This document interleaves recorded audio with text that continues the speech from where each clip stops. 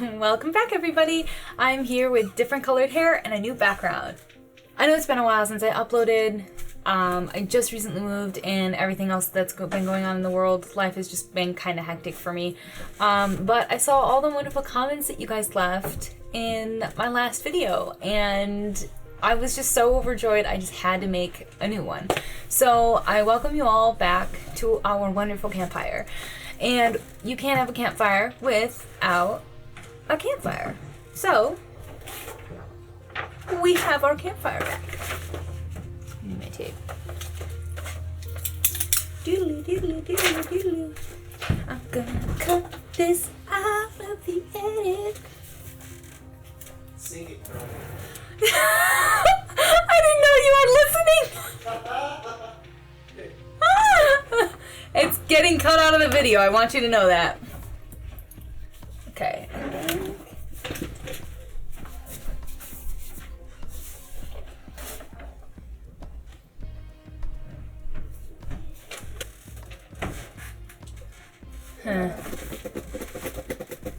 What if I put it on this wall?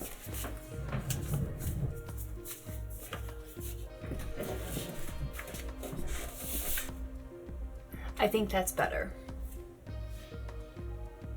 Yeah, that's better. I'm gonna put a little more tape on it.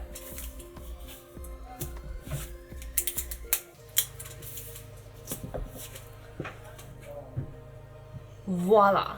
Now you can actually see the fire. Okay.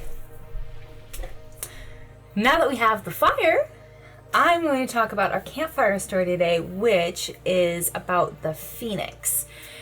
And the phoenix is a very popular mythological creature. I'm sure you guys have heard of it. It's kind of one of the big ones, like a dragon. It shows up a lot in pop culture, like books like Harry Potter or Phoenix Rising from Karen Hesse. It even shows up in music, from Fall Out Boy and their song The Phoenix to Mozart's opera Causse fan tutte. At least I think I'm saying that right. Probably not, but you know. It's been in a ton of TV shows and movies like Charmed, Supernatural, Shrek, Pokemon, and so much more. And there are so many depictions of the phoenix, but there are also many stories around it as well. Now, the bird phoenix comes from the Greek mythology. It's a symbol of rebirth and renewal, and it's associated with fire and the sun. The phoenix was said to have not eaten anything other than frankincense and aromatic gums. They didn't even eat fruit. The story goes that once the phoenix felt that its time had come, which was said to be a lifespan of around 500 years, it builds itself a grand nest of cinnamon and myrrh and other aromatic woods, and with a single clap of its wings, it ignites the wood and lets itself be consumed by the flames. From the ashes arises a new phoenix, which embalms its predecessor in an egg of myrrh. It then takes the egg of myrrh and flies to the city of the sun, where it lays the egg on the altar to the sun god. Now, there are other accounts of similar birds in other mythologies. Even though the Greek phoenix is the most popular, there are many different stories from all around the world. The earliest accounts of the phoenix are actually the Egyptian Bennu, who takes a big part in the Egyptians' creation myths. It's worshipped alongside Osiris, the lord of the underworld, and Ra, the sun god. The Bennu lives atop an obelisk or a Ben stone, like this one you see here. Similarly to Greek mythology, the Egyptian Bennu was a symbol of rebirth and immortality, but it was also associated with the flooding of the Nile and bringing in wealth and fertility. Now, moving on to other versions of this majestic bird is the Slavic firebird. I don't know what it is about the firebird, but out of all the others on the list, this one is my favorite. I love the stories around it. Hey everybody, it's editing Alex. So I was originally going to make the firebird in an entirely different video. However, I was like, as I was recording everything, I was kind of like, I feel like I can actually fit it in and it won't be too long. Plus, also without the stories from the Firebird, it was gonna be kind of short. So, so I'm going to talk about the Firebird stories because I genuinely really like those. Now, the Firebird is a little different in that it was mostly seen as a symbol of difficult quests, and the feathers of the Firebird were a highly coveted object of charm and wonders. But in the end, it was always blamed for troubles of the person in the story. Now, this first story starts with a huntsman that is currently on a hunt in the forest for the king when he comes across a firebird's feather that could not be mistaken for any other feather, for it glowed a reddish orange. The huntsman's horse warned him not to touch it, but the huntsman picked it up and brought the feather to the king. The moment the king saw it, he was fascinated with its beauty and demanded the huntsman bring the creature to him. The huntsman turns to his horse, pleading for help, not knowing what to do or how to catch a firebird. And his horse just looks at him and goes, "I told you so." I'm joking. He didn't actually say that, but I don't think he needed to be honest. It's a very big "I told you so" moment. The horse actually gives him advice to put corn in the middle of a field. Once the firebird comes down to eat, it allowed the huntsman to capture the bird.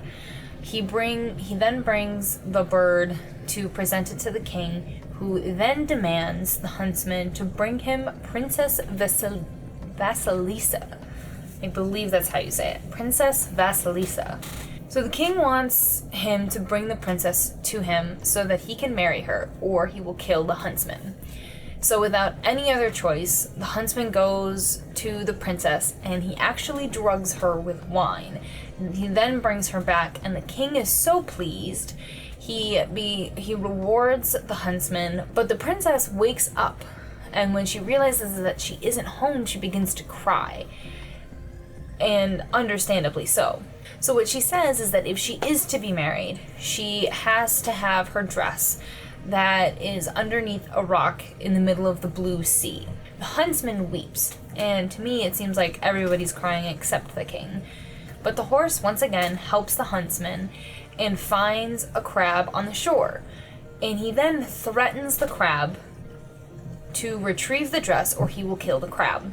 So the crab, wanting to stay alive, summons his crab friends and retrieves the princess's dress. Once he returns, the king is brimming with happiness, but the princess is just not having it because she didn't think he'd actually be able to do it. So as the last request, she asks the king to have the huntsman boiled alive, and then she will marry him. So the king commands it to be so, but the huntsman has one last request, that he is able to see his horse once more before he dies. Once he sees his horse, he again begs the horse to help him, and his horse casts a spell on him. So once he is dipped into the boiling water, he emerges unscathed and the most handsome man in all of the lands. Seeing this, the king is beside himself with jealousy and jumps into the boiling water and boils alive. The huntsman is then crowned king and marries the princess and lives happily ever after. And I don't know about you, but I'm kind of thinking we don't have time to unpack all of that.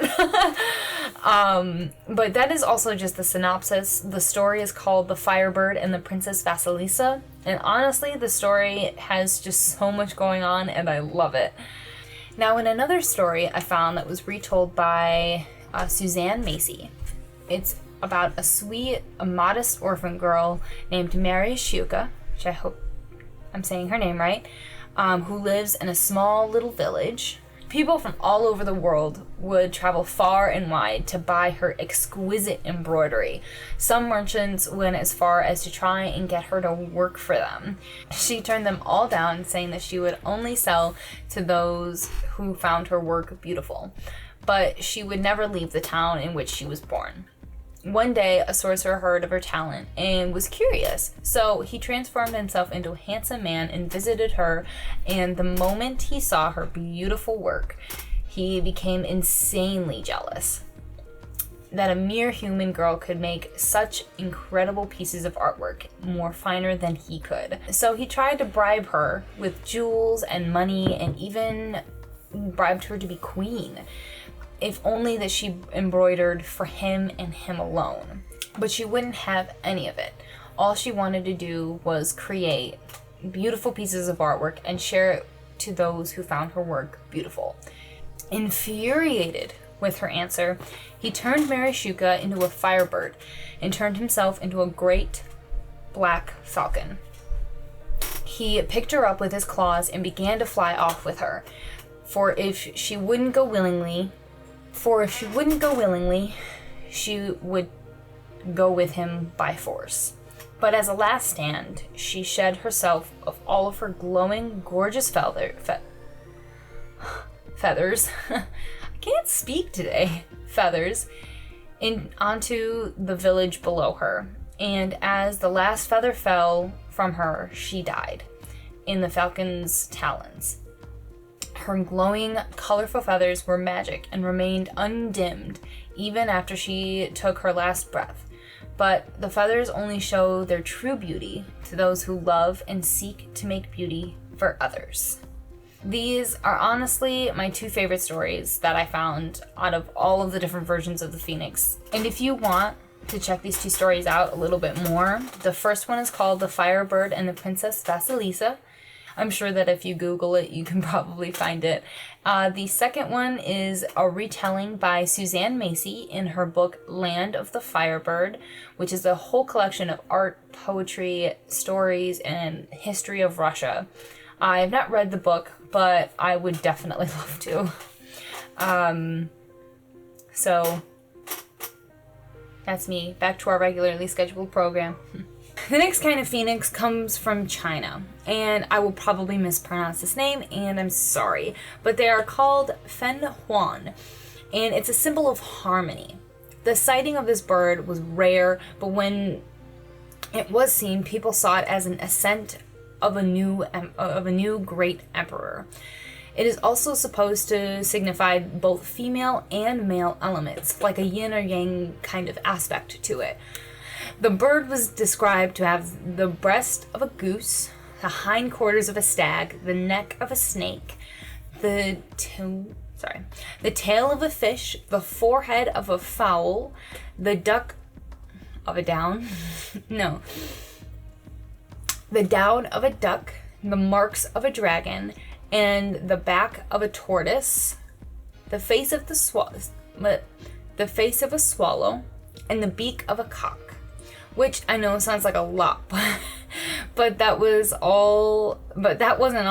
It was also said to be about 9 feet or 2.7 meters tall. And its tail feathers were made of colors of reds, yellows, blues, blacks, and whites. The Fen Huan was also usually paired with the dragon in paintings and other depictions to symbol marital harmony. Similarly, in Japan, the phoenix was adopted as a symbol to mark the beginning of a new era, or the birth of a great ruler. The name of the bird is quite familiar to those that are Pokemon fans. It is called Ho-Oh. At least, I think that's how you say it. My apologies if it's incorrect, but it was always the way that I said the Pokemon name, and and saying it any other way is just not natural to me. But the Chinese Ho-Oh was seen as a symbol of harmony. And when the bird was seen, that meant that there was peace. But once the bird disappeared, it meant that there was disharmony, like almost a foreboding feeling that something bad was going to happen. Other than that, there were a lot of comparisons to the Chinese Fen Huan And those are all the different types of phoenixes that are found all over the world. And if there's any more, please let me know because I would love to look them up. But those are my fun little stories for the phoenixes. Thank you guys so much for listening. I hope you all have a wonderful day. Be good. And if you can't be good, be safe. And if you can't be safe, be awesome. Bye!